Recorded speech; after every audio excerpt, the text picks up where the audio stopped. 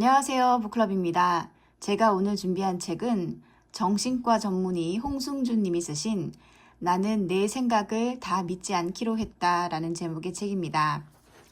그 중에서 제가 오늘 낭독해 드리고 싶은 부분은 본래 좋고 나쁜 것은 없다 입니다.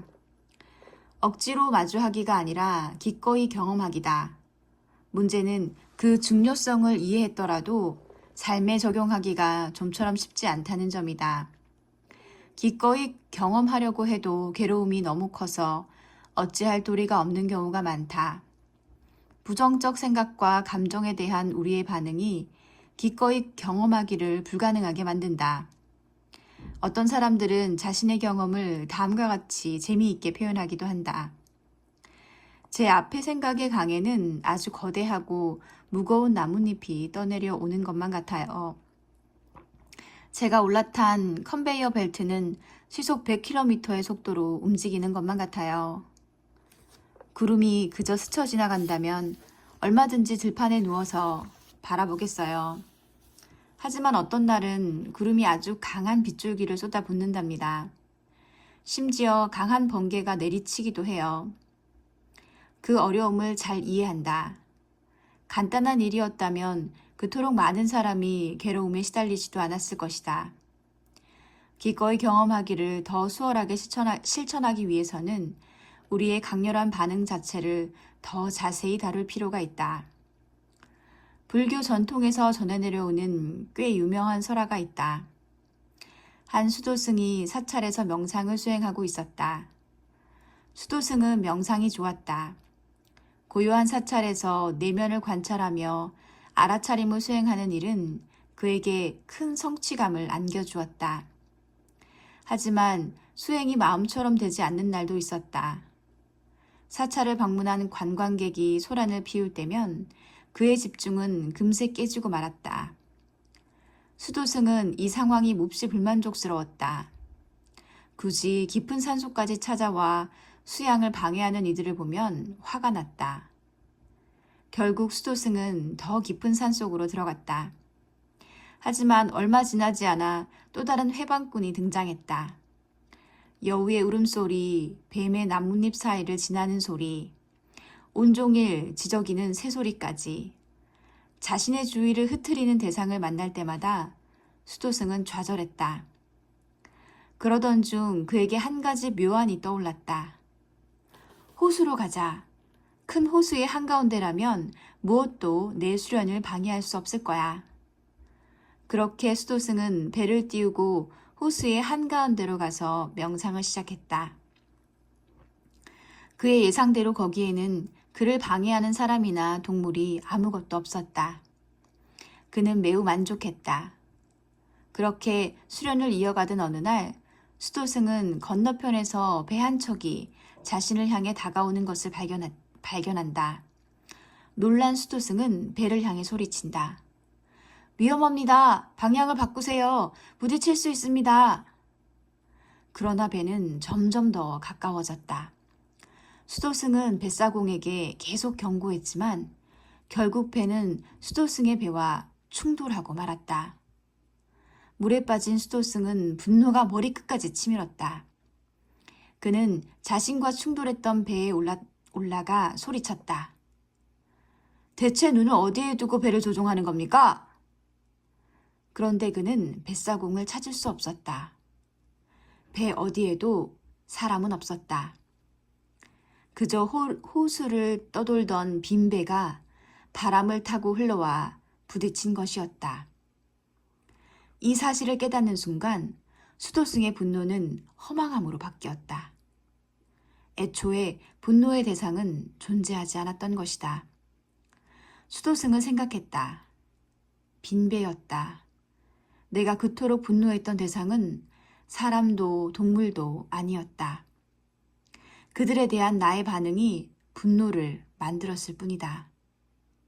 그 모든 방해꾼들은 빈배였다. 나는 빈배를 향해 소리 질렀을 뿐이다. 나의 반응이 없었더라면.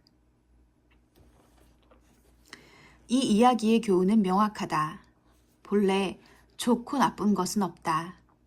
나의 반응이 그렇게 만들었을 뿐이다. 인류의 감정 체계는 진화 과정을 통해 고도화되었다. 섬세하고 풍부한 감정은 우리가 더 많은 위험을 감지해 행동하게 한다. 하지만 동시에 이와 같은 진화의 부산물이 문제를 일으키기도 한다. 우리가 심리적 사건들에 강력한 평가를 내리기 때문이다. 이것은 좋아, 이것은 나빠. 좋은 것은 취하고 나쁜 것은 없애야 한다. 당연한 이야기다. 하지만 정확히 그 과정이 고통을 괴로움으로 만든다. 즉, 괴로움을 만드는 것은 우리의 가치 판단이다. 우리의 반응이다. 하지만 우리는 사실과 가치 판단을 자주 혼동한다. 이처럼 가치 판단을 사실로 받아들이고 그것에 강하게 영향을 받는 과정을 평가, 생각 함정이라고 부른다. 여기 나무로 만든 의자가 있다. 이 의자가 나무로 만들어졌다는 사실을 증명할 수 있을까? 물론이다. 의자를 잘라보면 된다. 그럼에도 믿지 못하는 사람이 있다면 의자를 가루로 만들어 성분을 확인하면 된다. 의자의 목재성은 의자에 내재된 본질적 특성이다. 반면 내가 이 의자는 형편없다라고 말한다고 해서 형편없음이 의자의 내재적 특성이 되지는 않는다. 형편없다라는 말은 사실이 아니라 가치 판단일 뿐이다. 평가의 대상이 나무 의자가 아니라 자신일 때 우리는 사실과 가치 판단을 더 쉽게 혼동한다. 나는 형편없다라는 생각이 마음속에 떠오를 순 있다. 하지만 그와 같은 생각이 떠올랐다고 해서 그것이 나의 속성이 되지는 않는다. 형편없음은 내 몸 어디에도 존재하지 않는다. 그것은 나의 내재적인 특성이 아니라 마음이 만들어낸 평가, 즉 가치 판단이다. 내가 형편없는 게 아니라 나의 마음속에 형편없다라는 생각이 떠올랐고 내가 그것을 사실로 받아들이고 반응했을 뿐이다.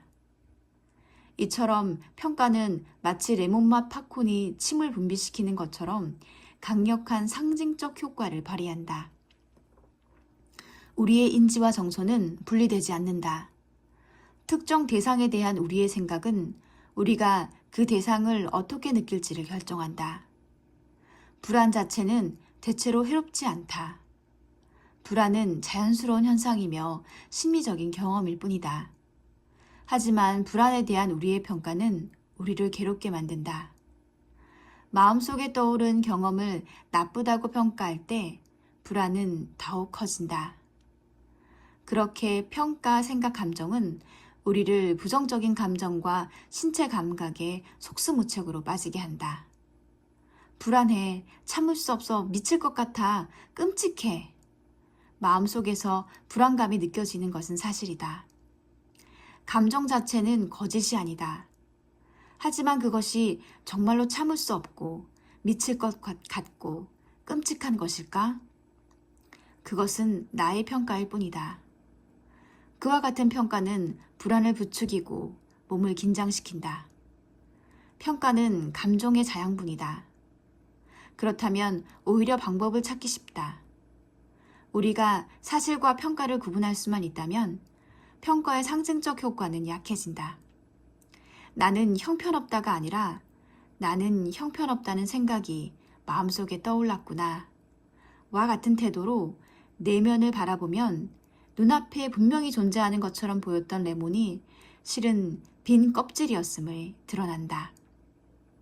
마음속에 괴로운 생각이 떠올랐을 때 그 생각에서 사실과 평가 요소를 분리할 수 있다면, 나아가 평가라는 자양분을 주지 않는다면 감정은 빠르게 힘을 잃을 것이다. 우리가 그것을 억지로 통제하거나 제거하려고 하지 않는다면, 그래서 불안감에 대한 불안감을 키우지 않는다면, 불안이라는 감정 그 자체는 우리에게 어떤 위협도 가하지 못한다. 평가하지 않을 때 우리는 생각을 하나의 심리적 사건으로 바라볼 수 있다. 생각과 거리를 두고 기꺼이 경험할 수 있다. 그러니 기억하자. 지금 당신 마음속에 떠오른 생각은 사실이 아닐 수 있다. 나에 대한 생각은 나에게 내재된 속성이 아니다. 생각은 나가 아니다. 감사합니다. 지금까지 홍승주 님이 쓰신 나는 내 생각을 다 믿지 않기로 했다 낭독해 드렸습니다.